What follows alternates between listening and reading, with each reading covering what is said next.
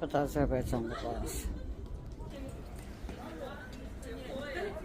Baxın.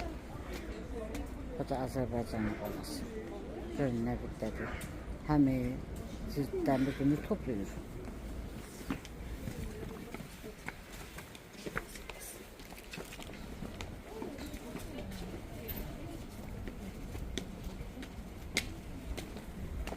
Həmi dəmir gümüş topluyor. Konstitusiya Məhkəməsinin qarşısında. Baxın. Bu niyə bu dəmir qutuları toplamalıdır? Bu zibil niyə toplamalıdır? Bu niyə deyənməlidir? Azərbaycan reallığı. Məmurlar xoş yaşayır, keyflə yaşayır. Bax, Azərbaycan xalqının bir nümayəndəsidir. Məmur keyflə yaşayır. Amma sadə vətəndaş bir nəcür yaşayır.